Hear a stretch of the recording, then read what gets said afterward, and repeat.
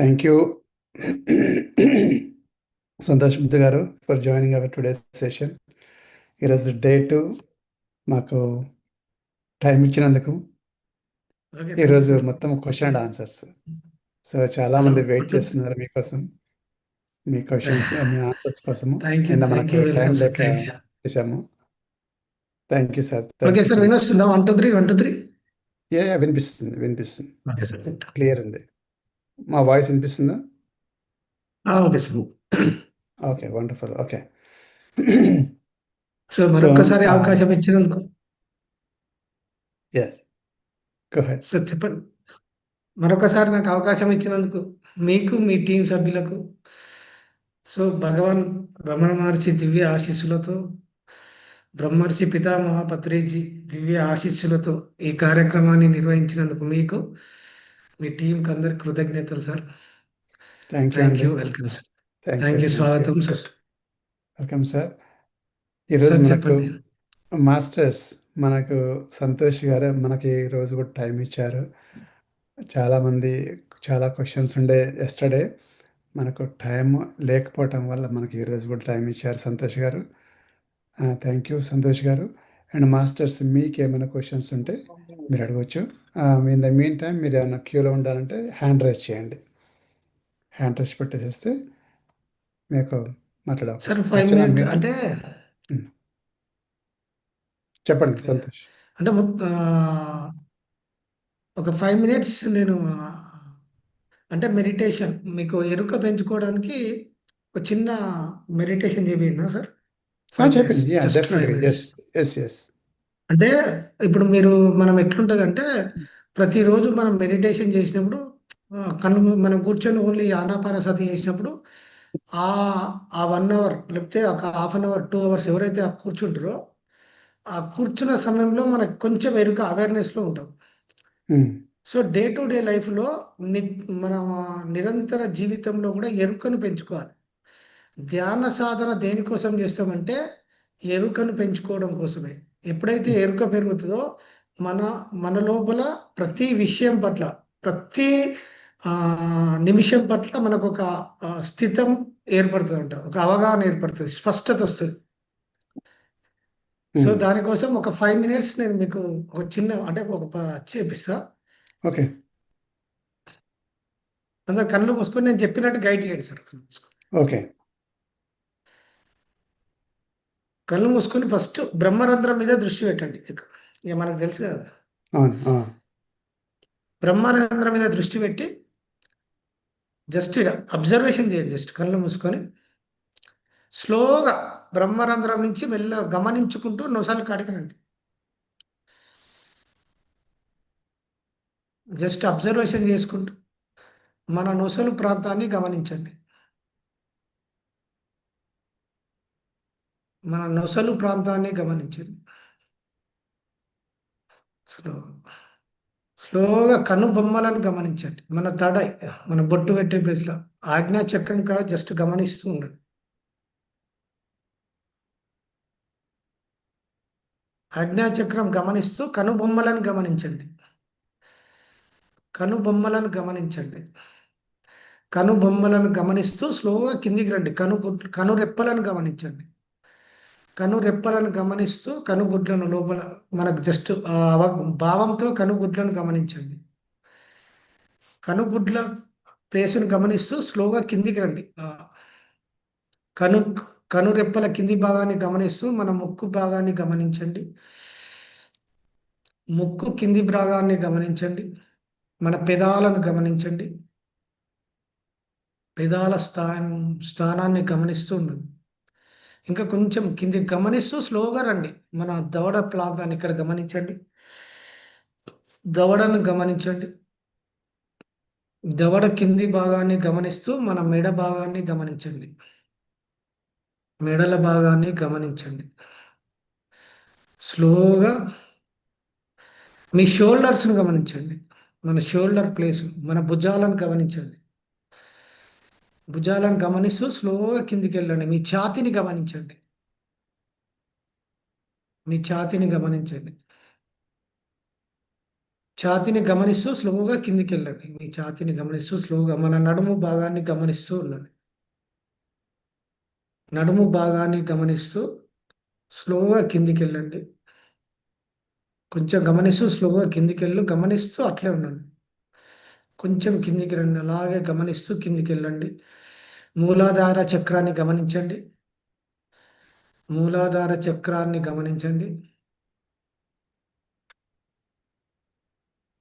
మన తొడల భాగాన్ని గమనించండి.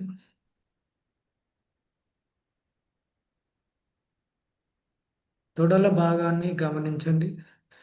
కొంచెం కిందికొచ్చి మోకాళ్ళను గమనించండి. మోకాళ్ళను జస్ట్ అబ్జర్వేషన్ జస్ట్ అంతే. విడిబడి ఉండాలి. మొత్తం మన మనస్సు శరీరానికి విడిబడి ఉండాలి. గమనించడంలోనే ఉండాలి. మోకాళ్ళ కింది భాగాన్ని గమనించండి. మోకాళ్ళ కింది భాగాన్ని పిక్కలను మనం పిక్కలంటాం దాన్ని గమనించండి. ఇంకా కొంచెం కిందికి రండి. అట్లే గమనిస్తూ స్లోగా కిందికి రండి. ఆ పట్టీలు పెట్టుకునే ప్లేస్ ఉంటుంది లేడీస్. ఆ ప్లేస్‌ని గమనిస్తూ స్లోగా కిందికెళ్ళండి. అరిపా కాళ్ళను మడిమ భాగాన్ని గమనిస్తూ ఉండండి. అరిపాదాలను గమనించండి. పాదాలను గమనించండి. పాదాలను గమనించండి. పాదాల యొక్క పై భాగాన్ని మళ్ళీ గమనించండి. మళ్ళీ రివర్స్ రండి. పాదాల యొక్క పై భాగాన్ని గమనిస్తూ, మడిమలను గమనిస్తూ, మళ్ళీ పట్టీలు పెట్టుకునే ప్లేస్‌ని గమనిస్తూ, అబ్జర్వేషన్ చేస్తూ జస్ట్ పైకి రండి. స్లోగా అబ్జర్వేషన్ చేయండి. కాళ్ళను పైగా గమనిస్తూ పైకెళ్ళండి. పిక్కల భాగాన్ని గమనిస్తూ ఉండండి. పిక్కల భాగాన్ని గమనిస్తూ, మీ మోకాళ్ళను గమనిస్తూ,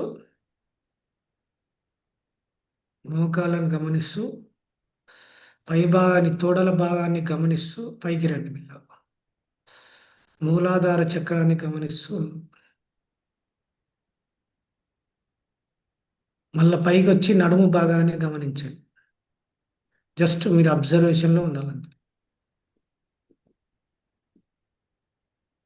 నడుము భాగాన్ని గమనిస్తూ మీ ఛాతీని గమనించండి. స్లోగా మీ ఛాతీని గమనించండి. Just observation work just. గమనిస్తూ మీ భుజాల ప్రాంతాన్ని గమనించండి. షోల్డర్స్‌ను గమనిస్తూ ఉండండి. షోల్డర్‌ను గమనిస్తూ మీ మెడల భాగాన్ని గమనించండి. మెడల భాగాన్ని గమనించండి. మీ దవడ భాగాన్ని గమనించండి. పైకి రండి. స్లోగా మళ్ళీ గమనిస్తూ పైకి రండి.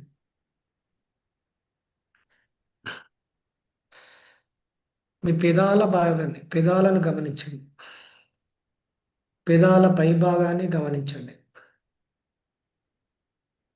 పెదాల పై భాగాన్ని గమనించండి. మీ ముక్కును గమనించండి. ముక్కు ప్రాంతాన్ని గమనించండి. ముక్కు ప్రాంతాన్ని గమనించండి. కనుబొమ్మల కింద గమనించండి. కను రెప్పలను గమనించండి. కను రెప్పలను గమనించండి. కను రెప్పల పైభాగాన్ని కనుబొమ్మలను గమనించండి. కను రెప్పలను కనుబొమ్మలను గమనిస్తూ ఆజ్ఞాచక్రం మీద దృష్టి పెట్టండి. ఆజ్ఞాచక్రం మీద దృష్టి పెట్టి ఆజ్ఞాచక్రం మీద దృష్టి పెట్టినప్పుడు ఏమైతుందంటే మీకు చీకటి కనబడుతుంది. ఆ చీకటిని గమనించండి. చీకటిని అబ్జర్వేషన్ చేయండి. చీకటిని ఒక పాయింట్ కాకుండా విస్తరించి చూడండి. మనం ఆకాశాన్ని ఎలా చూస్తామో అలా విస్తరించి చూడండి. ఆ చీకటిని విస్తరించి చూడండి.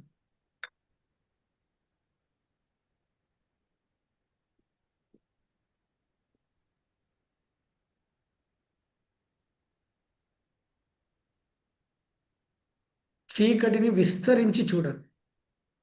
ఆకాశాన్ని చూచినట్టుగా చూడాలి. ఒక ప్లేస్ కాకుండా విస్తరించి చూడండి.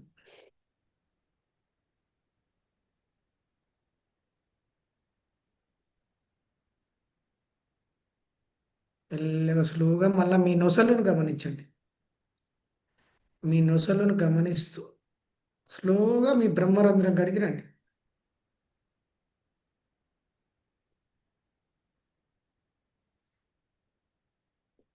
మీ బ్రహ్మరంధ్రం కాడికొచ్చి దృష్టి పెట్టి స్లోగా అరిచేతులు కళ్ళ మీద పెట్టుకొని స్లోగా మళ్ళీ తీయండి.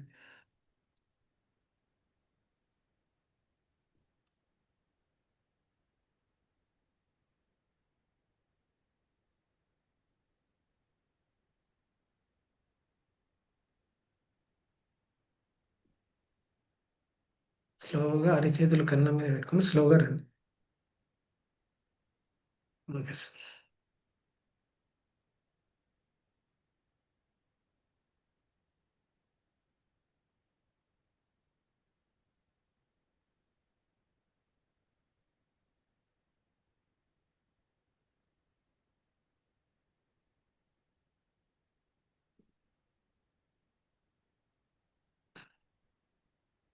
Okay masters.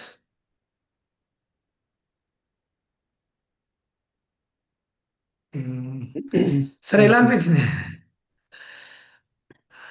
అంటే ఆ, సో ఇది ఎందుకంటే మీరు దీన్ని ఎలా ప్రాక్టీస్ చేయండి అంటే నిత్య జీవితంలో మనం మెడిటేషన్లో ఉన్నప్పుడు మనం హీలింగ్ చేసుకుంటాం కదా సార్. హీలింగ్ టెక్నిక్లో మన మనస్సు హ్మ్. మనస్సు ఎక్కడుంటే ఎనర్జీ అక్కడ ఉంటుంది. హ్మ్. మన బాడీలో మనం ఏమైనా హీలింగ్ చేసుకోవాలంటే డీప్ మెడిటేషన్లో కానీ మనకు లోపల ఎప్పుడైనా పెయిన్ అనిపించినా లేకపోతే ఏదైనా ఆరోగ్య సమస్యలు ఉన్నా మన దృష్టి మన ఎనర్జీ తోటి కనెక్ట్ అయినప్పుడు మన మనస్సు ఎక్కడ ఉంటుందో శక్తి అక్కడ ఉంటుంది. ఓకే. సో మన బాడీలో మనకి ఏ ప్రాబ్లం ఉన్నా దాని మీద దృష్టి పెట్టినప్పుడు మన శక్తి అక్కడికి పోయి మెల్లగా మెల్లగా అది ఆ పెయిన్ హీల్ అవుతుంది, హీలింగ్ జరుగుతుంది అక్కడ. కరెక్ట్. యెస్. ఆ! సో, మనస్సు ఎక్కడుంటే శక్తి అక్కడుంటది. ఇది బాగా మనం అండర్‌స్టాండింగ్ జేసుకోవాలి. హ్మ్. మనస్సును పదే పదే ఎక్కడికో, ఎక్కడికో తీసుకెళ్తది గదా! So, yeah! శక్తి ఎక్కడ పోయింది అని డిసైడ్ గావాలి. ఓకే. ఓకే. ఓకే. అది. యాహ్! స్ అవును. అంటే ఇంతకుముందు గూడా ఒక మాస్టర్ చెప్పారు. సరే. దాంట్లో ఎక్కడైతే మనకు ఫోకస్ చేస్తామో, ఎక్కడైతే మనది ఆ! మనసక్కడ ఎగ్జాక్ట్‌లీ. కేంద్రీకరిస్తామో, మనకక్కడ హీల్ అవుతుందని చెప్పారు ఇంతకుముందు కూడా. యాహ్! డెఫినెట్‌గా ఎక్స్‌పీరియన్స్ వచ్చింది. అవును. చాలా చాలా బావుండే. యెస్. ఓకే. సో, మాస్టర్స్ చెప్పండి. ఇప్పుడు మీ క్వెషన్స్ ఏమన్నా ఉంటే అడగండి.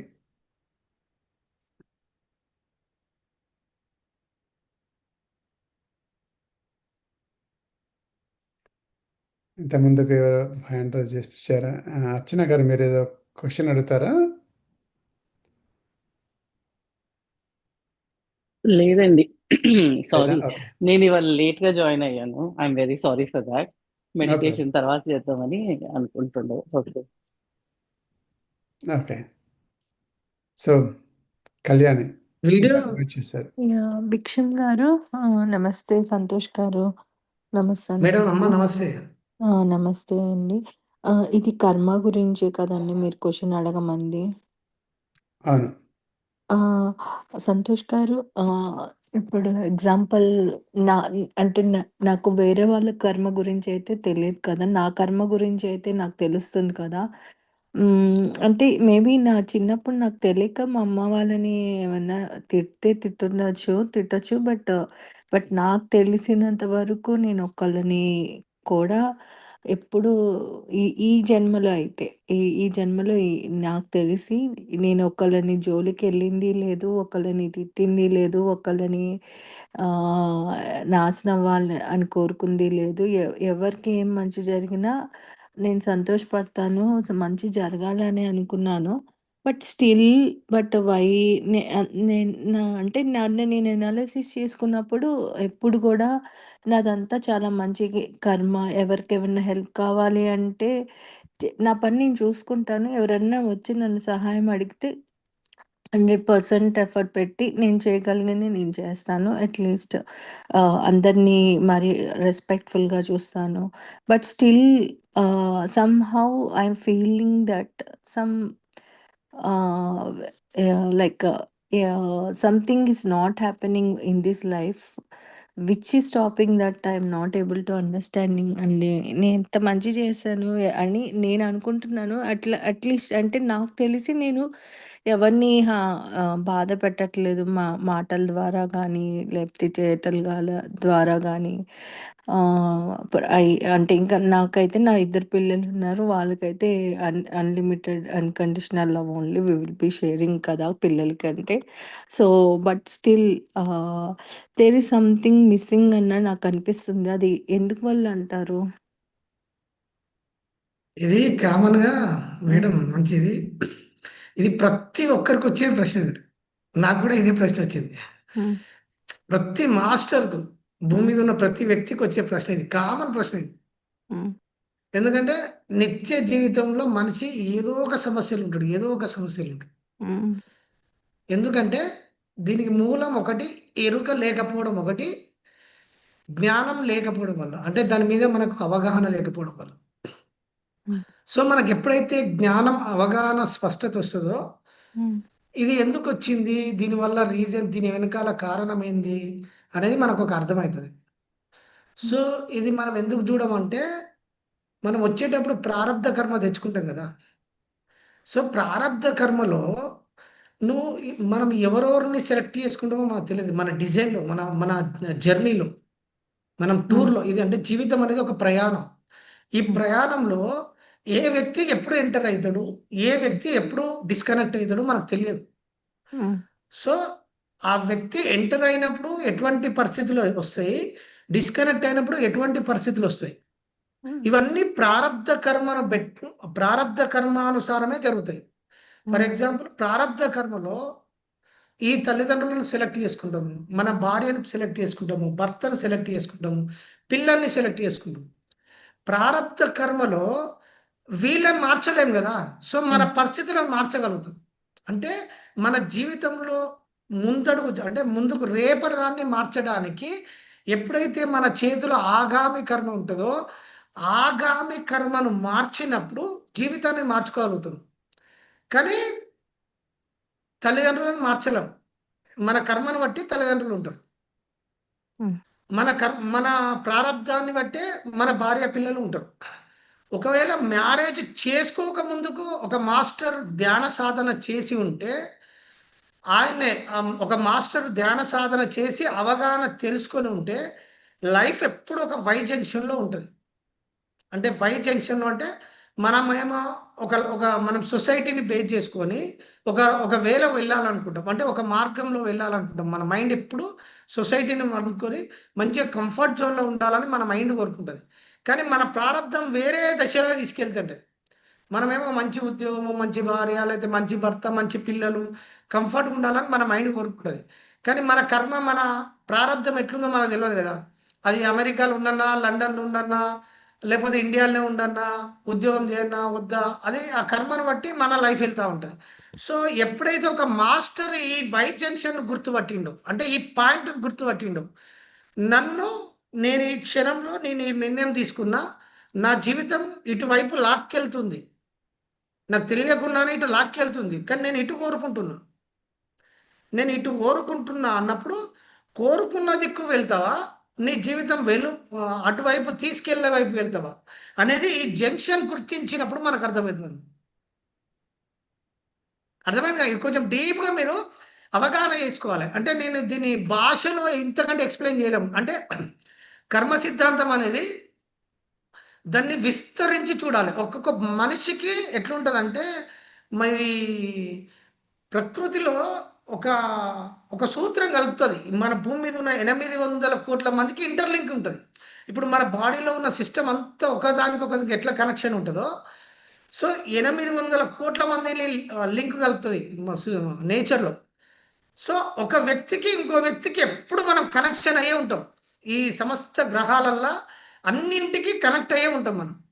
సో, ఆ కనెక్షను ఎట్లుంటదో మనకు తెలియదు. అది మనము దీన్ని వేమని అంటాడు. ఆత్మలోని శివుని అణువుగా శోధించి, ఆత్మలోని శివుని అణువుగా శోధించి సర్వముక్తుడవును సర్వంబు తాను. అంటే మనం అంత డీపర్‌గెళ్ళాలి. అంత డీపర్‌గెళ్తే తప్ప మనము ఎందుకు ఈ ఈ సిట్యుయేషన్స్, ఈ పరిస్థితులు ఏర్పడ్డాయో అర్థం కావు.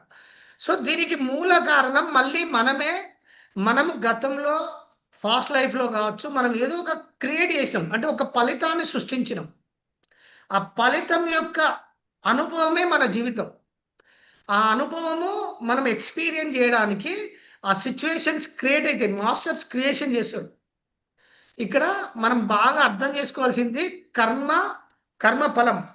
కర్మ అంటే మనం ఎప్పుడూ యాక్షన్‌లో ఉంటాం. మనం చేసే యాక్షన్‌లో ఉండడం వల్ల దాన్ని కర్మ అంటాం.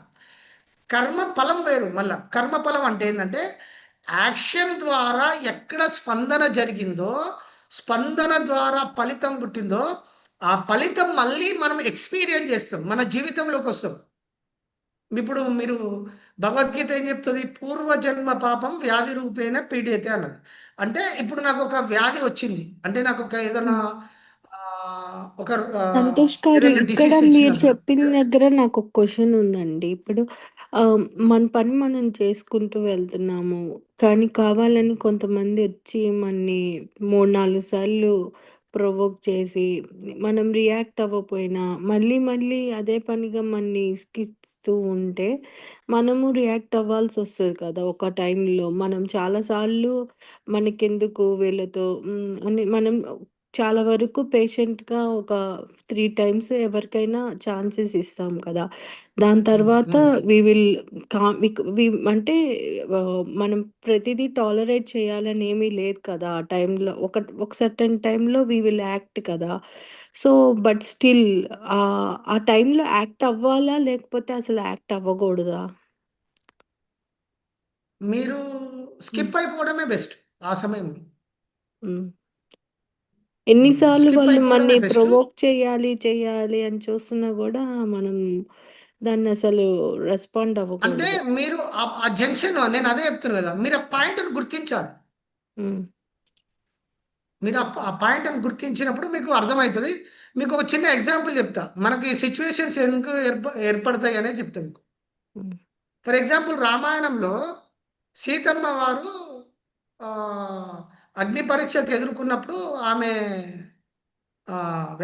మా మహర్షి దగ్గర అంటే అడవుల దాన్నేమంటారు? అగ్ని పరీక్షలో పోతది గదా! హ్మ్. అక్కడ మహర్షి దగ్గరకి పోయి దుఃఖిస్తుంటది. అంటే వ్యా వ్యాస మహర్షేనా? సో, వ్యాస మహర్షి అనుకుంటా. సో, అక్కడ బాధపడతా ఉంటది. రాముడు అగ్ని పరీక్ష పెట్టినప్పుడు స్వీకరించి ఎళ్ళిపోతది. ఎళ్ళిపోయే క్రమంలో అక్కడ దుఃఖిస్తుంటే అప్పుడు చెప్తాడు. "అమ్మా ఎందుకు దుఃఖిస్తున్నావు? సృష్టిలో కారణం లేకుండా ఏ కార్యం జరగదు. ఒకసారి నువ్వు ప్రకృతి దేవతలను ప్రార్థించు. వాళ్ళని అడుగు. వాళ్ళు మీకు గైడ్ చేస్తారు. దీనికి ఏదో ఒక రీజన్ ఉంటది. ఆ రీజన్ ఏందో కనుక్కో" అన్నప్పుడు ఆమె ఆ ధ్యాన సాధనలో ప్రకృతి దేవతలను వేడుకున్నప్పుడు వాళ్ళు ఒక దృశ్యం చూపిస్తారు. ఆ దృశ్యం ఏంది అంటే సీతమ్మ వారు రామనాసురుడు ఎత్తుకపోయి అంటే తీసుకుపోయే క్రమంలో బంగారు లేడి వచ్చి రాముడు వెళ్ళే క్రమంలో అక్కడ లక్ష్మణుడిని తోడుంచిపోతాడు. అంటే రక్షణగా ఉంచిపోతాడు. ఆ రక్షణగా ఉంచిపోయే క్రమంలో సీతమ్మ వారుకు రాముని నుంచి ఒక పిలుపు వినొస్తది. బంగారు లేడి ఒక సీత అని అరిచినప్పుడు రామునికి ఆపదొచ్చింది. నువ్వు రాముని కోసం వెళ్ళు అని లక్ష్మణ అని అంటది. అంటే హ్మ్. లక్ష్మణుడు చెప్తాడు, "అమ్మ నీ మనసు మోసం చేస్తుందిక్కడ. నీ మనసు మోసం చేస్తుంది. అన్నకేం గాదు" అంటాడు. అనంగానే అప్పుడు సీతమ్మ వారు లక్ష్మణుడిని ఒక మాటతోటి నిందిస్తుంది. సో, నువ్వు మీ అన్నకు ఏమన్నా జరిగితే, మీ అన్నకేమన్నా అంటే ఏదన్నా మొత్తం కోల్పోతే, అప్పుడు నువ్వు నా శరీరాన్ని అనుభవించడానికి ఉన్నవుగా. అందుకు నువ్వు మీ అన్న కోసం వెళ్తలేవు. నన్ను ఏదో కోరుకుంటున్నావు. నీ లోపల ఏదో దుర్బుద్ధి ఉంది అని ఆ మాట విడుదల చేస్తది. సో, అప్పుడు ఆయన హృదయం ద్రవిస్తది. క్షోభిస్తది. క్షోభించినప్పుడు తల్లి స్థానాన్ని చూసిన లక్ష్మణుడు వదిన ఆ మాట అనేసరికి ఆయన ఎంతో దుఃఖానికి లోపల బాధ ఫీల్ అయితాడు. అది కర్మగా మారుతది. సీతమ్మ వారికి కర్మగా, ఫలితంగా సృష్టించబడుతది. సృష్టించి ఈ తదనంతరం మళ్ళీ వెళ్ళి, మళ్ళీ రాజ్యంలోకి రావడము, రాముడు మళ్ళీ స్వీకరించిన క్రమంలో, ఆ రాజ్యంలో ఒక రజకుడు సీతమ్మ వారు రామనాసురుడు తీసుకుపోయినప్పుడు మళ్ళీ రాముడు వాళ్ళను స్వీకరించినప్పుడు, సీతమ్మ వారు ఎలా ప్రతివ్రత అయితది అని ఒక మాట అనడం వల్ల ఆ మాట కోసం అగ్ని పరీక్ష పెట్టుకోవాల్సి వస్తుంది. సో ఆయన ఆ మాట ఎందుకు అన్నాడంటే, ఇక్కడ హృదయం ద్రవించింది. ఎవరిది? లక్ష్మణుని హృదయం ద్రవించినప్పుడు, ఆ హృదయం అంటే ఆ దుఃఖము, ఆ బాధ తను కూడా పెయిన్ ఫీల్ కావాలి. సో ఆ పెయిన్‌కు ఈ రజగునితోటి కాలం ఆ మాట అనిపిస్తది. అనిపించినప్పుడు దానికి ఒక కార్యంగా డిజైన్ పెడతది. కార్యం డిజైన్ అయినప్పుడు ఈ మళ్ళీ అగ్ని పరీక్షకు ఎదుర్కోవడము, దాన్ని ప్రూవ్ చేసుకోవడము, ఇదంతా పెయిన్, ఇదంతా డిజైన్ జరుగుతా ఉంటది. సో మన వెనకాల మనకెన్నో రీజన్స్ ఉంటాయమ్మ. మనకు తెలియదది. మనము కర్మ యొక్క ఫలాన్ని చూడలేము. మన కంటికి కనబడదది. అంటే ఇప్పుడు అర్థమైంది కదా మేడం? యాహ్! యాహ్! ఇక్కడ క్వెషన్ యాహ్! యాహ్! అర్థమైంది మీరు చెప్పింది. బట్ ఇక్కడ ఇంకొకటి ఏంటంటే, ఒక వ్యక్తికి నిన్న ఒకటి ఉదాహరణ చెప్పారు. ఒక ఒక పోలీస్ ఆఫీసర్ వేరే వ్యక్తిని చంపేశాడు. ఒక ఆస్తి తగాదాల గురించి అని చెప్పేసన్నారు కదా! ఒక రైతుని. ఏదో విధంగా రైతుని చంపేశారు. ఆ భూమిని ఆక్రమించుకున్నారు. తర్వాత ఇతన్ని వేరే వాళ్ళొచ్చి చంపేశారని చెప్పారు కదా! సో, ఇప్పుడు అతనికి కర్మ క్రియేట్ అయిందా? ఒక వ్యవసాయదారుని, ఒక అగ్రికల్చర్‌ని అతన్ని చంపేసిన తర్వాత అతనికి కర్మ క్రియేట్ అయింది.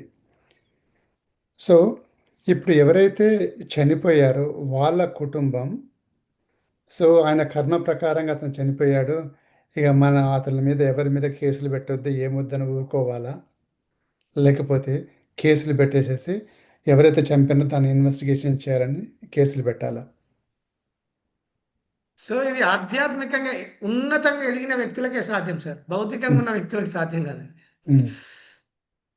సో అంత ఆ క్షణాన్ని యాక్సెప్ట్ చేయడం, అంగీకరించడం అనేది ఈ భౌతికంలో సాధ్యం కాదు. మనము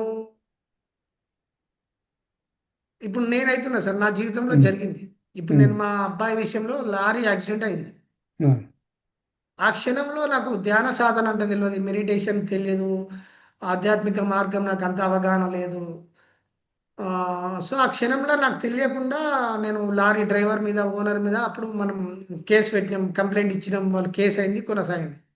ఎప్పుడైతే నేను పర్ఫెక్ట్ అంటే నాకు అవగాహన వచ్చిన తర్వాత, నాకు నేనుగా వాళ్ళకు ఫోన్ చేసి, వాళ్ళను రమ్మని కేస్ డ్రా చేసుకోవడం జరిగింది. హ్మ్. Without expectation. ఒక్క హ్మ్. రూపాయి లేకుండా అట్లా అంటే నేను మళ్ళీ కొత్త ఫలాన్ని ఎందుకు సృష్టించాలి? హ్మ్. సో, సృష్టి ఎప్పుడు ఇది అర్థం చేసుకుంటే, సృష్టి కొనసాగడానికి సృష్టి ఇప్పుడు ఫర్ ఎగ్జాంపుల్ సార్, ఇప్పుడు భూమి మీద 800,00,00,000 మంది ఉన్నారు. ప్రతి వ్యక్తి స్పందించడం అంటే ముందుకెళ్ళడం ఆగిపోయి వచ్చి నిశ్చలంగా ఉన్నాడనుకో సృష్టి కొనసాగుతదా? హ్మ్. కొనసాగదు సార్. కొనసాగించు. ఆ! ఆ వ్యక్తి అట్లా నిశ్చలంగా ఉంటే నడవదు. సృష్టి నడవదు. రైట్. సో, సృష్టి 800,00,00,000 మంది 800,00,00,000 ఫలితాలు సృష్టిస్తాడిక్కడ. హ్మ్. ఒక్కొక్క ఫలితానికి ఒక్కొక్క గ్రూప్ ఎట్లా లింక్ అయితది. కరెక్ట్. ఆ! యాహ్! కానీ ఇది కొంచెం ఇక్కడ డీప్‌గా మీరు ఆ! మీ ఇమాజినేషన్‌లో అర్థం చేసుకోండి. రైట్. ఇప్పుడు ఒక వ్యక్తి వచ్చేసేసి మన ఫ్యామిలీలో ఎవరినో ఒకరిని కొడుతున్నారనుకోండి. ఆ! మనం వెళ్ళేసేసి దాన్ని అడ్డుకొని వాడిని కొట్టాలా? లేకపోతే మా పిల్లలో, వైఫో లేకపోతే పిల్లలో, లేకపోతే తండ్రో, తల్లోనో కొడుతున్నారు ఎవరో ఒకరొచ్చేసేసి. ఆమె కర్మానుసారంగా ఆమె అనుభవించాలి. ఆమె ఏదో చేసింది కాబట్టి అనుభవిస్తుంది. కాబట్టి నేనేం చేయాల్సిన అవసరం లేదని కూర్చోవాలా? లేకపోతే నేను కూడా ప్రతిఘటించాలా అక్కడ పోయేసి? లేదు సార్. మీరు నేను అదే అంటాను. పాయింట్‌ని గుర్తించాలి. మీ హ్మ్. ఉద్దేశ్యం ఒకటి క్లారిటీ ఉండాలి. వాళ్ళ ఎదుగుదలను కోరుకుంటుర్రా లేదా? హ్మ్. వాళ్ళ ఓకే. వాళ్ళ లర్నింగ్. కరెక్ట్. ఇప్పుడు ఇక్కడ నేను ఇవన్నీ ఆలోచించడానికి టైం లేదక్కడ. ఇప్పుడు ఎవరో వచ్చేసి కొడుతున్నారు. అనవసరంగా నాకు తెలియదు. అక్కడ ఏం జరిగింది, ఇంతకుముందుకి ఏమైందని నాకు తెలియదు. నేను వెళ్లి అడ్డుకోవాలా అక్కడ? లేకపోతే సరేలే ఆమె ఏదో చేసింది, పూర్వజన్మలలో ఏదో చేసింది కాబట్టి ఆమె కర్మని ఆమె అనుభవిస్తుందని నేను ఊరుకోవాలా? ఇక్కడ మీ నిర్ణయం చాలా స్ట్రాంగ్ ఉండాలంటే ఫస్ట్ గుర్తించాలి సార్. ఇక్కడ అందుకే హ్మ్. వివేకం. హ్మ్. ఇది ఏది కరెక్టు, ఏది కరెక్ట్ కాదు అనేది ఒక అవగాహన స్థాయి వస్తే తప్ప దాన్ని మనం జడ్జి చేయలేం. హ్మ్. అంటే ప్రతి విషయాన్ని మనం చూడాలి సార్. వాళ్ళ ఉద్దేశ్యం ఏంది? వాళ్ళ భావం ఏంది? అవన్నీ మనకు తెలియదు గదా! మీ కుటుంబంలో ఏం జరుగుతుంది? ఇప్పుడు కరెక్టే. నేను మా కుటుంబంలో ఉన్నా సార్. మా అబ్బాయి డిప్లొమా చేస్తుండు మా కొడుకు హ్మ్. ఇప్పుడున్నోడు. హ్మ్. డిప్లొమా చేసే డిప్లొమా సెకండ్ ఇయర్‌లో ఒక 1 వీకు ఇష్టం లేకుండా కాలేజ్‌కెళ్తుండు సార్. హ్మ్. అంటే పెయిన్‌గా ఫీల్ అయితుండు చదవడం అనేది. అంటే మా చిన్న కొడుకు ఇద్దరు ఒకే ఆటోలో ఉన్నప్పుడు ఆ యాక్సిడెంట్ జరిగినప్పుడు వీని మనసు కొన్ని కలిసివేసింది. అట్లా ఇంటర్మీడియేట్ పోకుండా డిప్లొమా జాయిన్ అయిండు. డిప్లొమా 1 ఇయర్ అయిపోయింది. ఫస్ట్ టైమ్ మంచిగానే జరిగింది. కానీ ఎందుకో 1, 2 ఇయర్స్ తర్వాత వానికి చదువు మీద ఇంట్రెస్ట్ పోయింది. హ్మ్. ఆ బలవంతంగా కాలేజ్‌కి పోయేటప్పుడు నేనే చెప్పిన, "ఏమైంది నాన్న" అంటే, "నాకు ఇంట్రెస్ట్ లేదు డాడీ" అన్నాడు. సో, డ్రాప్‌గా బ్యాగ్ తీసుకుపోయి లోపల పడేసేయి పో అని. హ్మ్. అంతే సార్. అంతే అయిపోయింది. నిర్ణయం తీసుకున్నది. కరెక్టే. ఇక్కడ ఈ ఈ మీరు ఆ నిర్ణయం తీసుకున్నారు. ఎందుకంటే అతనికి ఇష్టం లేదు గాబట్టి మీరు అతన్ని ప్రోద్బలం చేయకూడదనే ఉద్దేశ్యంతోటి మీరు చెప్పారు. మీరు బ్యాగ్‌లో ఆ! పెట్టేసేసి నీకు ఇష్టం లేనప్పుడు చేయొద్దు నాన్న అని చెప్పేసి వదిలేస్తున్నాం. కానీ ఇక్కడ పరిస్థితి ఏంటంటే ఎవరో ఒక థర్డ్ పర్సన్ మీకెవరో తెలియదు. మీకు సంబంధం లేని వ్యక్తి అనవసరంగా వచ్చి గొడవ పెట్టుకుంటున్నాడు. మీరు ఒక ఫ్యామిలీ మెంబర్‌గా, ఒక భర్తగా మీరు వెళ్లి అడ్డుకుంటారా అక్కడ? లేకపోతే నా భార్య ఏదో జన్మలో చేసింది కర్మం గాబట్టి అనుభవించని ఆమె కర్మ క్లియర్ లేదు చేసుకొని అని చెప్పి అడ్డుకోవాలి సార్. ఊరుకోవాలా? అడ్డుకోవాలి. అడ్డుకోవాలి. అడ్డుకోవాలి. అడ్డుకున్నప్పుడు మీకు దెబ్బలు స్వధర్మం తగులుతాయి. ముఖ్యం ఇక్కడ. అడ్డుకున్నప్పుడు ఫస్ట్ మీకు దెబ్బలు తగులుతాయి. పరధర్మం కంటే స్వధర్మం ముఖ్యం ఇక్కడ. హ్మ్. ఆ! సో, ఫస్ట్ స్వధర్మం తర్వాతే పరధర్మం. పరధర్మం కరెక్ట్. సో, అది. ఫస్ట్ అంటే ఫస్ట్ మీరు, తర్వాత మీ ఫ్యామిలీ, తర్వాత అవును. మిగతా వాళ్ళందరూ గూడా. అంతే అవును. గదా మీరు చెప్పింది.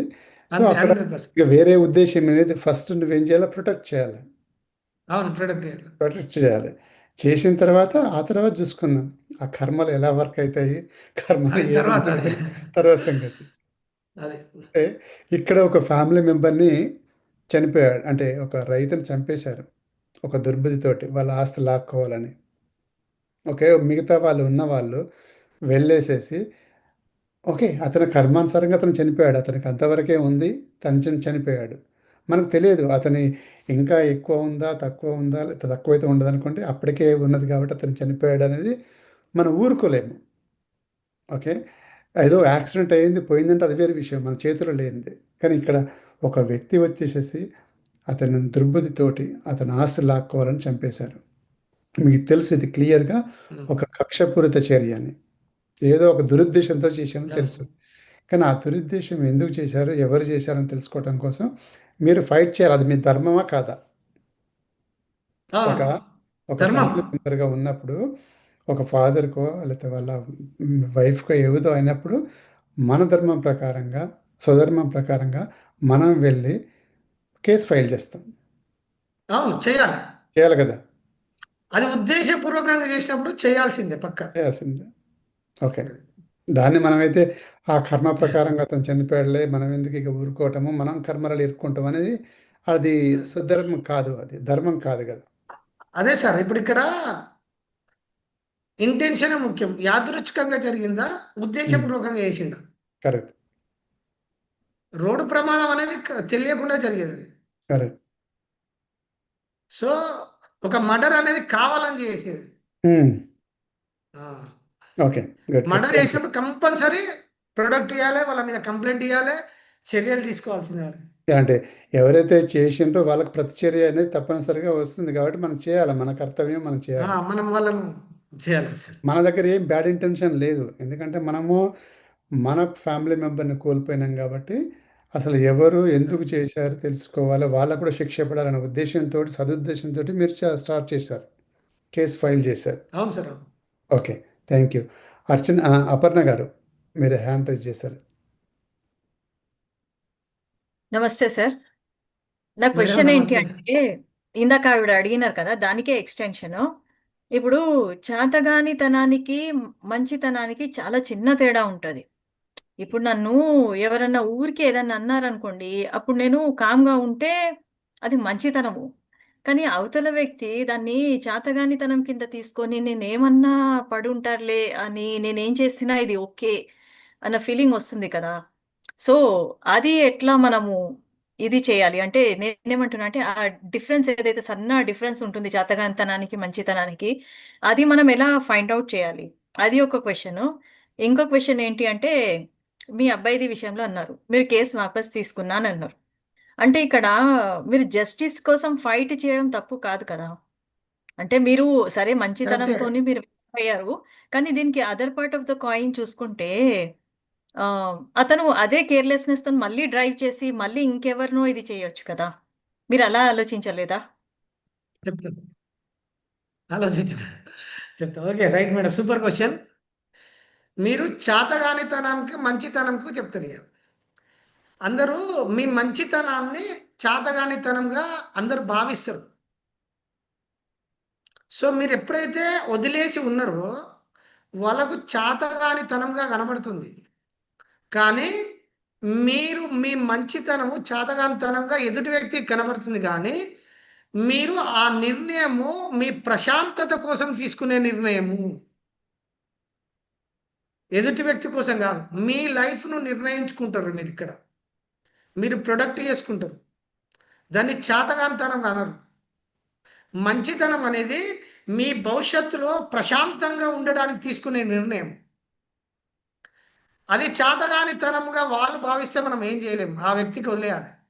కానీ ఇక్కడ మీ భవిష్యత్తును ప్రశాంతత కోసం సృష్టించుకుంటుర్రా లేదా? ఒకవేళ మీరు భవిష్యత్తుగా చాతగానితనాన్ని నేను ప్రొటెక్ట్ చేస్తా అంటే మళ్ళీ మీరు ఇన్వాల్వ్ అయితారు. అందులో ఇన్వాల్వ్ అయ్యి మళ్ళీ ఆ గ్రూప్‌లో ఇంటర్‌లింక్ అయినప్పుడు మళ్ళా కొత్త ఫలితానికి దారితీస్తది. అది ఎక్కడికి పోతదో తెలవదు. ఒక పుట్టుక కొనసాగింపునకు దారితీస్తది. అది ఎక్కడికి పోతదో తెలియదు మనం. ఆ పరిస్థితులు ఎటు డిజైన్ చేయబడతాయో మనం ఊహించలేం గదా! సో, ఇక్కడ మీరు మంచితనంతో తీసుకున్న నిర్ణయం ఏందంటే, మీ ప్రశాంతత కోసం తీసుకున్న గొప్ప నిర్ణయంగా భావించరు. అంతేనా లేదా? హ్మ్. సో, మెయిన్ అది. సో, సెకండ్ మా అబ్బాయి విషయంలో చెప్తా. అయితే మా అబ్బాయి విషయంలో అది జరిగిన అక్కడ పాయింట్ ఆఫ్ అంటే నేను మొత్తం ప్రతి విషయాన్ని చూసిన నేను. అంటే నాకు అవగాహన నేను మెడిటేషన్‌లో చూడడము, ఆయన డ్రైవింగ్ చేసిన క్షణాలను చూసిన, అవన్నీ పరిశీలించి ఆ ఆటోలో ఎప్పుడైతే ఆటో యాక్సిడెంట్ అయిందో, ఆటోలో 6 మంది పిల్లలున్నారు. 6 మంది పిల్లల్లో మా పెద్దబ్బాయి డ్రైవర్ పక్కపంటి కూర్చున్నాడు. చిన్నబ్బాయి ఆటో లోపల కూర్చున్నాడు. 6 మంది పిల్లలకు ఒక్కరికి గూడా ఒక ప్రాథమిక చికిత్స గూడా కాలేదు. సో, లారీ గుద్దిన క్షణంలో ఆయన లారీ తీసుకున్నప్పుడు ఆ మృత్యు అనేది కబళించి లోపల సోల్ డైరెక్ట్ బాడీని తీసుకుపోయి లారీ కింద పడేసేసింది. సో, మా పెద్దబ్బాయికి లారీ గుద్దినప్పుడు అంటే ఆటో మధ్యలో, లారీ మధ్యలో మా పెద్దబ్బాయి ఇట్లున్నాడు మధ్యలో. ఈ రెండింటి మధ్యలో మా పెద్దబ్బాయికి లారీ తాకింది. లారీకి, ఆటోకి మధ్యలో ఒక 80 స్పీడ్ మీద గుద్దింది. కానీ మా పెద్దబ్బాయికి ఏం గాలే. జస్ట్ లేసి వచ్చేసిండు అక్కడి నుంచి. ఆ సంఘటన. కానీ లోపల కూర్చున్న మా చిన్నబ్బాయి లారీ కిందకెళ్ళిపోయి అయిజారు. అంటే ఇక్కడ మీరు అర్థం చేసుకోవాలి. మనిషి ఒక రచన చేస్తే అంటే ఒక క్రియేషన్ చేస్తే కూడా అంత స్పష్టంగా చేయలేడు. అంత పర్ఫెక్ట్ అంటే అంత డిజైన్ చేయబడ్డది. అంత ప్రణాళిక జరగబడ్డది. నేను దీని మీదనే ఎక్కువ శోధించింది. సోల్ బాడీ నుంచి వదిలేసుకునే క్రమంలో, సోల్ ఎళ్ళిపోయే క్రమంలో సోల్ బాడీని ఏమైనా చేస్తది. అవసరమైతే రోగాన్ని క్రియేట్ చేసుకుంటది. యాక్సిడెంట్ క్రియేట్ చేసుకుంటది. ఒక క క ఉరి చేసుకుంటది. ఏదన్నా ఒక డిజైన్ చేసుకుంటది సోల్. చేసుకొని ఆ సమయం వచ్చినప్పుడు బాడీ వదిలేయడానికి ఆ ప్రోగ్రామ్ డిజైన్ చేయబడుతుంది. సో, ఆ ప్రణాళికలో ఇప్పుడు వీళ్ళు అక్కడ యాక్సిడెంట్ చేయాలనే ఉద్దేశ్యం లేకపోవచ్చు. ఒకటి జరిగింది అయిపోయింది. ఈ కుటుంబము ఆ డ్రైవర్ ఉన్నాడు. ఆయన కంప్లెయింట్ అంటే మనం ఇచ్చినాము, కంప్లెయింట్ ఇచ్చినాము, ఎఫ్ఐఆర్ ఇచ్చినాము. సో, వాళ్ళని అడిగినాము, రమ్మన్నాము. వాళ్ళు తప్పొప్పుకున్నారు. ఇవన్నీ జరిగిన క్రమంలో సో, వాళ్ళు మనకు ఇన్సూరెన్స్ క్రైము అవన్నీ కోర్టుకెళ్ళినాము. అదంతా జరిగింది. నష్టపరిహారం కింద. కానీ ఇప్పుడు నేను కోర్ట్‌లో వాదించి అతను జైలు శిక్షకు కారణమైతే, ఆయన పోయి లోపలుంటాడు. ఒక 6 సంవత్సరాలు, 7 సంవత్సరాలు శిక్ష పడతది. ఆయన లోపలుండడం వల్ల ఆ కర్మ ఆ కుటుంబం మీద పడతదా లేదా? వాళ్ళ పిల్లల మీద పడుతుంది, వాళ్ళ భార్య మీద పడుతుంది, వాళ్ళ తల్లిదండ్రుల మీద పడుతుంది, ఆయన సఫర్ అవుతాడు. ఇదంతా గ్రూప్ కర్మగా జమ అవుతుంది. అన్నింటి కర్మకు మనం కారణమవుతాం. ఇది ఈ లైఫ్లో మనం ఎక్స్పీరియన్స్ చేయొచ్చు, చేయకపోవచ్చు, కానీ మళ్ళీ ఇంకో లైఫ్ కొనసాగుతుంది కర్మ యొక్క రిజల్ట్. ఓకే. అర్థమైందా మేడం? ఇంకా తప్పుగా అనుకోకపోతే ఇంకో క్వశ్చన్. ఇప్పుడు మీరు అన్నారు కదా, నాకు కర్మ ఏర్పడుతుంది అంటే, అది మీ సెల్ఫిష్ ఎండ్ అవుతుంది కదా ఒకవేళ అలా చూసుకుంటే. అంటే మీరు నాకు అట్లెందుకు కర్మ అనుకుంటారు? ఏర్పడు నా అవగాహన మీరు అనుకుంటారు, ఓకే, అది తప్పులేదు. మీరు అడిగిన క్వశ్చన్ సూపర్. కానీ నా అవగాహన స్థాయి పెరిగిందని ఎందుకు అనుకుంటలేరు? నేను నా లైఫ్ను ప్రొడక్ట్ చేసుకుంటున్నాను ఎందుకు అనుకుంటలేరు? నేను మంచి ఫలాన్ని క్రియేట్ చేసిన అని ఎందుకు అనుకుంటలేరు? ఒక కుటుంబానికి లైఫ్ ఇచ్చిన ఆయన జైల్లో ఉండడం వల్ల ఆ కుటుంబం ఎందుకు సఫర్ కావాలి? దానివల్ల మనకు వచ్చేది ఏంది? మనం ఒక ప్రతీకారంతో, సరే మనకు నష్టం జరిగింది, ఓకే, అది మన కర్మానుసారం జరిగిందా? ఆ కర్మ ప్రకారం ఈ వ్యక్తి ఆ రూపంలో వచ్చిండా? చెప్తే కదా నిన్న మనకు ఒక ఆఫీసరు అంటే ఆ పాత్రలో ఆఫీసర్ ఎట్లనో ఆ డ్రైవర్ రూపంలో, లారీ రూపంలో మృత్యుదేవత వచ్చింది. కానీ ఆయన ఇంటెన్షన్ అది కాదు కదా. సో ఆ కుటుంబం ఎందుకు సఫర్ కావాలి మన వల్ల? ఓకే. అదే అంటే ఒక అర్థం చేసుకోండి దీన్ని. ఒక అంటే అతని ఇంటెన్షన్ ద్వారా చేయలేదు కాబట్టి అదొక యాక్సిడెంట్ అట్లా. అంటే ఆ లారీ కింద పడకపోయినా ఇంకొక లారీ కింద పడిపోయేటోడు. జరగాల్సింది ఎట్లయినా జరుగుతుంది సార్. జరగాల్సింది.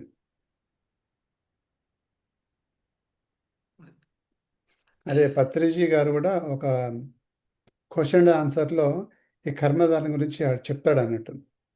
Okay sir. దాంట్లో ఆహ్, ఇవన్నీ పాపం, పరిహారం, పశ్చాత్తాపం, ఆ, ప్రాయశ్చిత్తం అనేది వీటిలలో చెప్తుంటాడు దాంట్లో. అవునవును సార్. సో, ఆ లారీ కింద ఒకడు సడెన్‌గా వచ్చి పడిపోయాడు. వీడు తప్పు కాదు. వీడు డ్రైవ్ చేసుకుంటూ వెళ్ళిపోతున్నాడు. వాని కర్మ కొద్దీ వచ్చి ఆ లారీ కింద పడ్డాడు. సో, ఆ, ఇతని తప్పు కాదు. ఉమ్, ఇతనికి ఎంతో కొంత కర్మ ఉంటుంది. బట్ ఇతని ఇగ్నోరెంట్, అంటే ఇతను ఒక ఇంటెన్షన్ తోటి చేయలేదది. ఆ పాపం అనేది అవును సార్. అతనికి కావాల్సుకొని చేయలేదు. దానికి ఒక ఉదాహరణ కూడా చెప్పాడు. ఎలా అంటే యూరప్ కంట్రీలలో, యూరప్ ఖండంలో ఒక దేశంలో ఆడ పెద్ద ఏదో మీటింగ్ జరుగుతా ఉంది. ఒక ఫెస్టివల్ ఏదో జరుగుతున్నప్పుడు ఒక ఉగ్రవాది పెద్ద ట్రక్ ఏసుకొని పోయేసేసి అందరి ఉమ్, మించి తీసుకెళ్ళిపోతున్నాడు. దున్నుకుంటూ పోతాడు. దాని ద్వారా ఎంతో మంది చనిపోయారు ఓకే, దాంట్లో. అంటే ఓకే, అలాంటిది ఉద్దేశపూర్వకంగా చేసినప్పుడు వాడికి కర్మలు ఎన్ని జన్మలు పడతాయో అవన్నీ క్లియర్ చేసుకోవడం కోసం.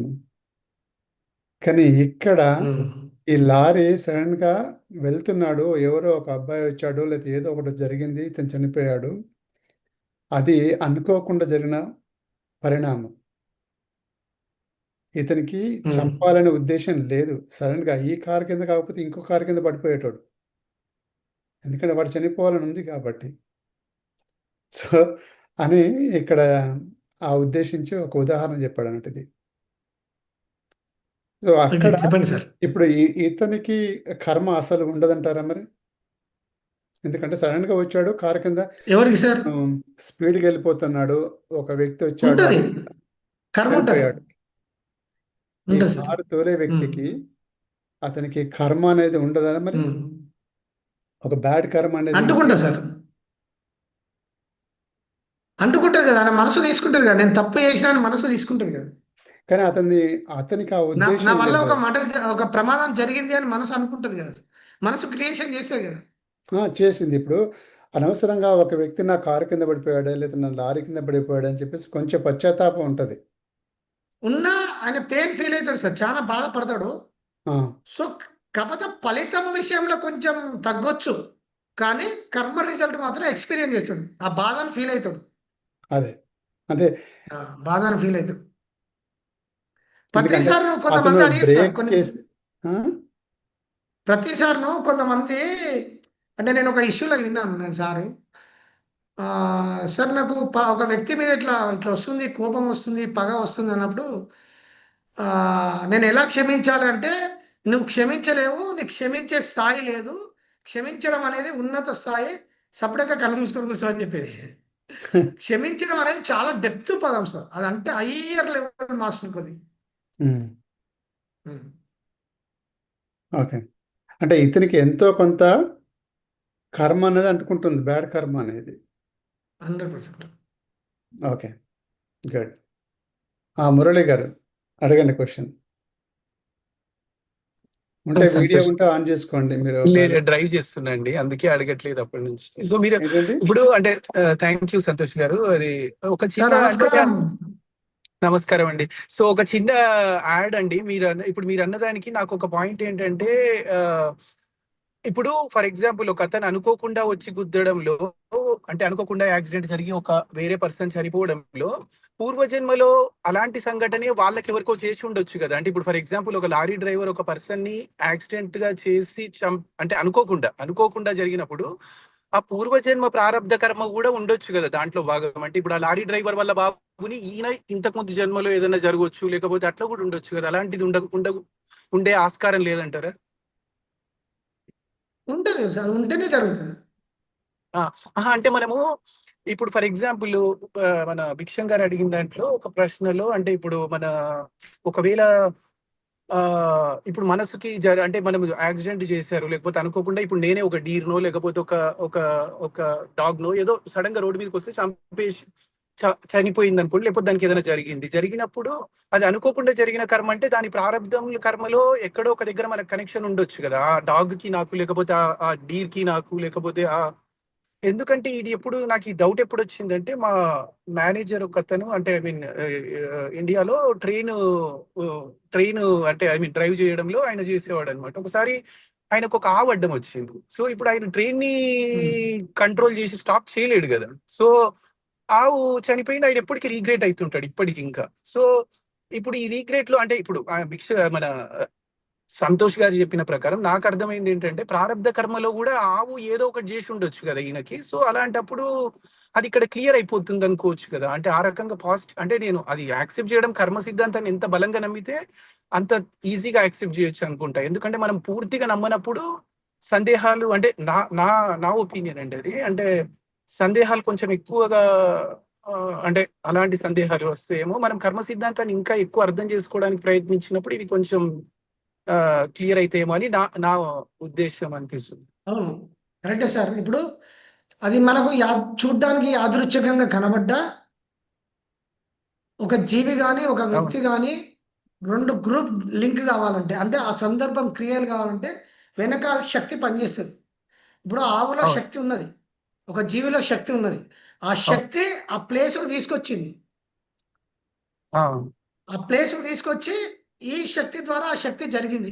అంటే దీని కర్మ సిద్ధాంతం మనం బ్రాడ్గా చూసినప్పుడు, అంటే ఒక బిగ్ పిక్చర్ చూసినప్పుడు, ఇది మనము జీవితం లాగా కాకుండా ఒక ఆటగా చూడాలి, ఒక గేమ్గా చూడాలి. ఇప్పుడు మనం చెస్ ఆడినప్పుడు ఒక పావును ఇంకో ప్లేస్కి ఎట్లా షిఫ్ట్ చేస్తామో, ఇది సృష్టి అనేది మనకు ఎరుక లేదు సార్. అందరు అనుకుంటారు ఏంటంటే మన చేతులలో ఉంది జీవితం అనుకుంటారు. ఫస్ట్ జీవితం మన చేతులలో ఉండదు, సృష్టి జరుగుతుంది. సృష్టి జరుగుతున్నప్పుడు నువ్వు ఏ జంక్షన్లో ఉన్నావో, ఏ పాయింట్లో ఉన్నావో, అది మనకు అర్థమైనప్పుడు ఇదంతా అర్థమవుతుంది. సో ఇక్కడ మనము అంటూ నేను అంటూ ఏది ఉండదు. సృష్టి జరిగే క్రమంలో మనం అందులో ఉన్నాం. అక్కడ శక్తి ఎలా నడిపేనో అలా నడిపిస్తుంది. సో దాన్ని మనం మనసుకు తీసుకుంటాం కదా. ఎప్పుడైతే మనసు ఇన్వాల్వ్ అవుతుందో అప్పుడు మనసే సృష్టికి కారణం అవుతుంది. మనసు లేకపోతే ఏ ఫలం అంటుకోదు. అది థ్యాంక్ యూ మాస్టర్స్. ఇంకెవరికైనా క్వశ్చన్? ఇంకొకటి నాకు ఇప్పుడు కూడా ఒక్కొక్కసారి అనిపిస్తుంటుంది. దీనికే ఇంకో చిన్న ఉదాహరణ ఏంటంటే, ఏంటంటే సంతోష్ గారు, మనము మనము రోడ్డు మీద నడుచుకుంటూ వెళ్ళిపోతున్నాము. ఏదో అంటే నేను వాకింగ్కి వెళ్తాను, రన్నింగ్కి వెళ్తుంటాను. జనరల్గా నేను గార్డెన్లో తిరుగుతూ ఉంటాను. తిరుగుతున్నప్పుడు మనకు తెలియకుండానే మన కాళ్ళ కింద కొన్ని చీమలు అవి పడి చనిపోతూ ఉంటాయి. వాటికి కూడా అంగవైకల్యం. అంటే మనకు అంగవికలాంగులాగా మనం తయారు చేస్తాం. అంటే వాటికి మనం వాటి మీద కాలు పడ్డప్పుడు వాటి రెక్కనో ఇరిగిపోతుంది, కాలు విరిగిపోతుంది, ఏదో అవుతుంది. కానీ మరి మీకు ఇంటెన్షన్ లేదు. మీరేదో వెళ్తున్నారు, ఏదో పని చేయడానికి వెళ్తున్నారు. దాని మీద పడిపోయింది. మనం ప్రతి దగ్గర మనము ఒక చిన్న ఒక ఒక వేరే కంటికి కనిపించేదైతే మనము జాగ్రత్తగా వెళ్తాం. మరి దాని మీద కాలు పెట్టొద్దు. ఒకటి ఏదో పురుగు వెళ్ళిపోతుంది మన దారిలోంచని అడ్డంగా మనకు కనిపిస్తుంది. కనిపించినప్పుడు దాన్ని దాటుకుంటూ వెళ్తాము. తప్పించుకొని వెళ్తాము. దానికి ఎందుకులే తొక్కటం అనేసి. కానీ మనం ఏదో పనిలో వెళ్ళిపోతున్నాము. సడెన్‌గా మన వాటి మీద కాలు పడింది. చనిపోయింది. ఇప్పుడు అది నా కర్మనా? నా కర్మ నాకు బ్యాడ్ కర్మ క్రియేట్ అవుతుందా? సేమ్ లైక్ ఇప్పుడు యాక్సిడెంట్ అయినట్టుగా సేమ్ అదే మీకు ఇంటెన్షన్ లేకపోయినా కూడా జరిగిపోయింది. ఇలాంటి మనం కామన్‌గా మనం నడుస్తూ ఉన్నప్పుడు మన కాళ్ళ కింద పురుగులు పడి, చీమలు పడేసి అవన్నీ చనిపోతా ఉంటాయి. అది ఏంటి? అదొక కర్మలాగా మనకు క్రియేట్ అవుతుందంటారా? కర్మ కాదు సార్. మీకిక్కడ అర్థం చేసుకోవాలి. ఇప్పుడు మనం వే కార్‌లో వెళ్ళేటప్పుడు, కార్ డ్రైవింగ్ చేసినప్పుడు కింద రోడ్ కింద చీమలో ఏదో చిన్న చిన్న సూక్ష్మజీవులు ఎన్నో మరణిస్తాయి. అవును. కానీ అక్కడ మీ మనస్సు ఉండదు కదా సార్. అక్కడ మా మనసు లేదంటారా? మనస్సు లేదు కదా! అసలు ఆ! మీ మనసు అక్కడ లేదు కదా! ఆ! మనసు మనసుదే చర్యకు ప్రతిచర్యకు కారణం. అంటే మనకు తెలియదు సృష్టి చనిపోయిందా? దేనితోటి చనిపోలేదా? జరుగుతది సార్? మనకు తెలియదు. మనకు సార్? మనకది చనిపోయిందా? చనిపోలేదా? అసలనేది తెలియదు.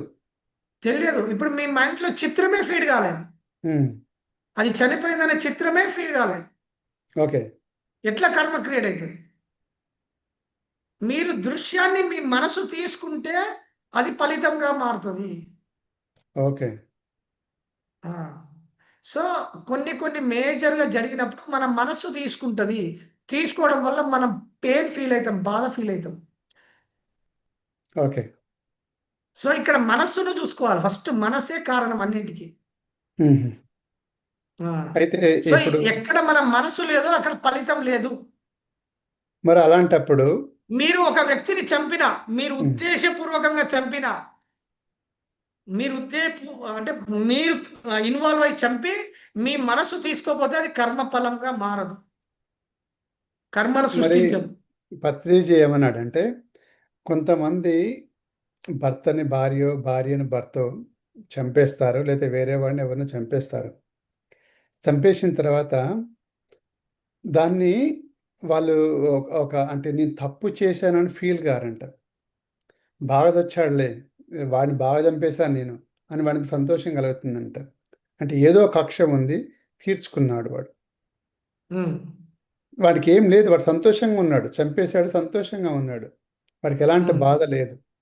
మరి హ్మ్. అలాంటి వ్యక్తికి కర్మ అంటుకోదంటారా? బ్యాడ్ కర్మ రాదంటారా?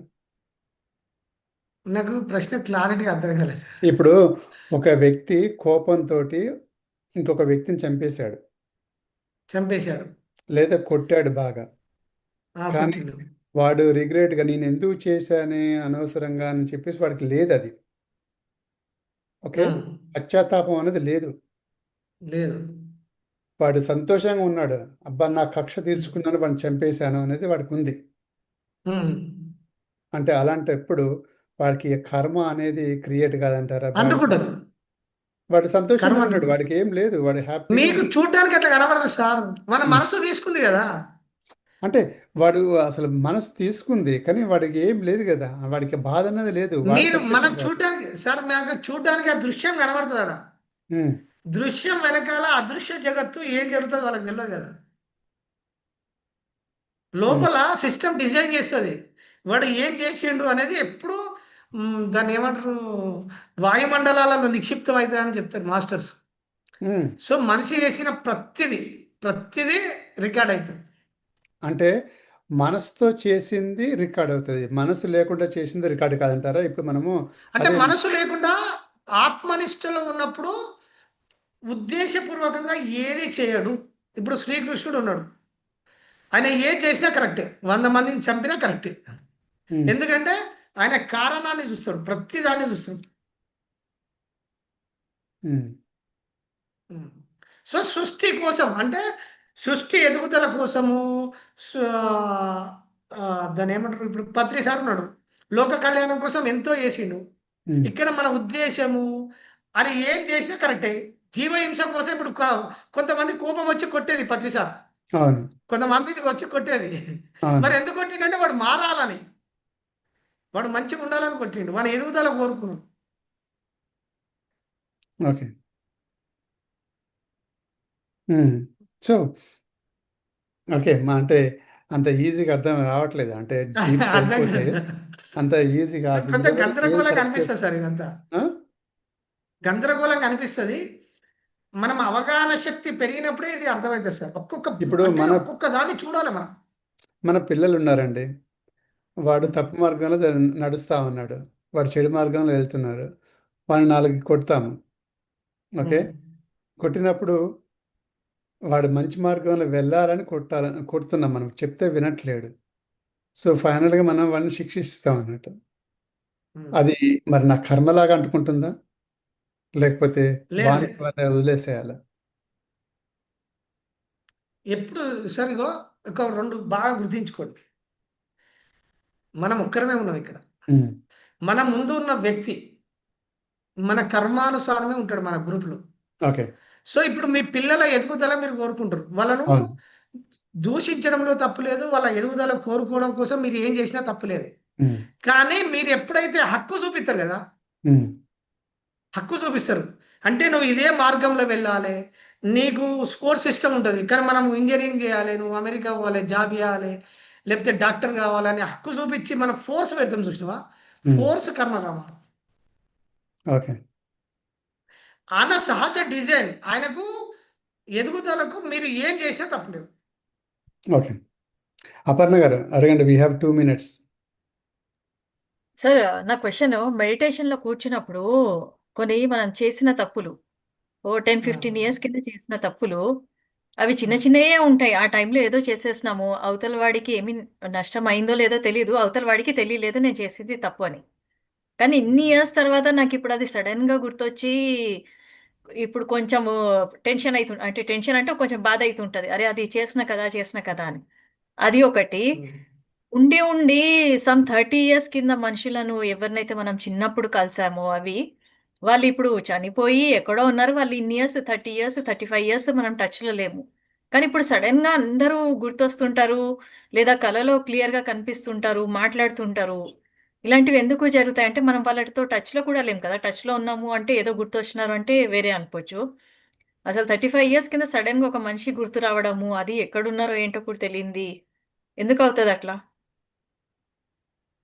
మీ మనసు మోస్తుంది. మీ మనసు బరువు మోస్తుంది. అంతే కదా! Simple um. అర్థం చేసుకుంటే.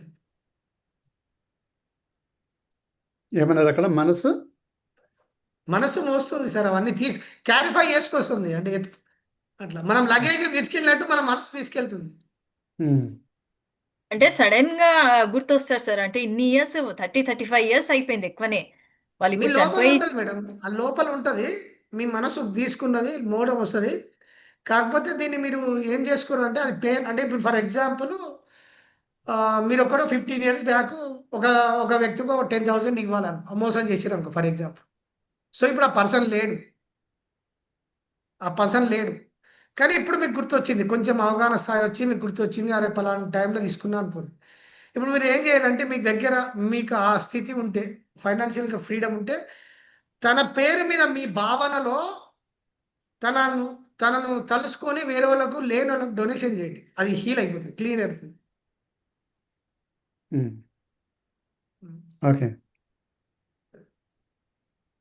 రైట్. గుడ్ ఇంకొకటి బిఫోర్ వి క్లోజ్ దాట్ ఒక్క నిమిషం అండి సార్ అవని ఫౌండేషన్ ఉంది కదండి ఎవరైనా మనకు చేయాలనిపిస్తుంటే అంటే డొనేషన్ చేయాలనుకుంటే మీరు చెప్పండి సార్ కూడా నేను మీరు సార్ మీ ఇన్ఫర్మేషన్ నేను గ్రూప్లో పెడతాను ఇన్ కేస్ ఎవరైనా డొనేషన్ చేయాలనుకుంటే అవని ఫౌండేషన్కి అండ్ వెబ్సైట్ ఉందా లేకపోతే ఎట్లా డొనేషన్ చేయాల్సి ఉంటారు సార్ నేను మీకు మన ఫౌండేషన్ డీటెయిల్స్ పంపిస్తా సార్. నాకు అంటే డీటెయిల్స్ మనము పంపించండి నేను ఎవ్రీ వీక్ ఇక్కడ మీరు మీరు పత్రి సార్‌ను గమనించిరో లేదో.